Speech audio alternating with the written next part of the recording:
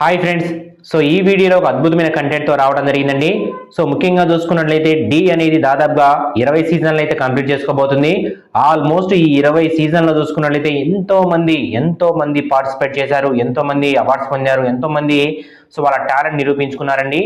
అయితే మెయిన్గా మాట్లాడుకోవాలి అంటే కనుక సో ఇందులో T20కి సంబంధించి చూసుకున్నట్లయితే పండు గారు ఎప్పటికప్పుడు కప్పు కొట్టాలని చెప్పేసి అందరూ కూడా వెయిట్ చేస్తూనే ఉన్నారన్నమాట. అయితే రీసెంట్గా మనం చూసుకున్నట్లయితే పండుగారిలో ఉన్న ఒక మల్టీ టాలెంట్ అనేది ఇంకొక డాన్సర్లో కూడా ఉంది అని చెప్పడానికి ఈ వీడియో అయితే చేస్తున్నాం అనమాట. సో అతనికి కూడా అవకాశాలు వచ్చి అతని టాలెంట్ కూడా అయితే టీవీ ఇండస్ట్రీకి పరిచయం చేయాలని చెప్పేసి క్లియర్ కట్గా ఇక్కడ మెన్షన్ చేయడం జరుగుతుందన్నమాట. సో ఇంతకీ ఎవరు అంటే కనుక సో పండుగారు ఎలాగైతే తన ఈటీవీ షోస్ చేసుకుంటూ అటు బయట ఈవెంట్స్ చేసుకుంటున్నారు, అదేవిధంగా తనలో ఉన్న మల్టీ టాలెంట్ అంతా కూడా సో బయట పెడుతూనే ఉన్నారన్నమాట. సో అలాంటి తరుణంలో ఇంకొక వ్యక్తి ఎవరు ఉంటే కనుక సో D13 ప్రసాద్ గారండి. ఎస్ అండి, మీరు వింటుంది నిజమే. పండు గారి కంటే కూడా నంబర్ 1 యాక్టింగ్ చేయగల సత్తా ఉన్న వ్యక్తి ఎవరు అంటే కనుక D13 ప్రసాద్ గారండి. సో నిజంగా ప్రసాద్ గారు చేసే యాక్టింగ్ అనేది నిజంగా పిచ్చి పిక్స్ వెళ్ళిపోయే విధంగా అయితే కనిపిస్తుంది అనమాట.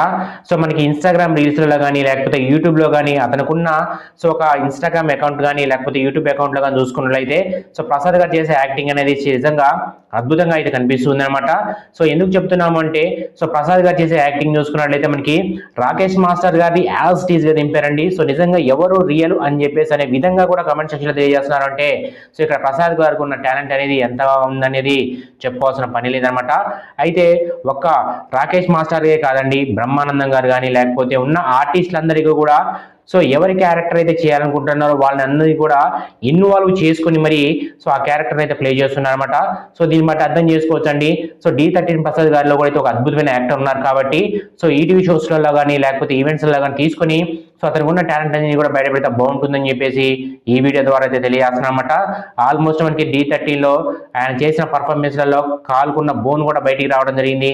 అలాంటి తరుణంలో కూడా అద్భుతమైన పర్ఫార్మెన్స్ అయితే చేశారన్నమాట.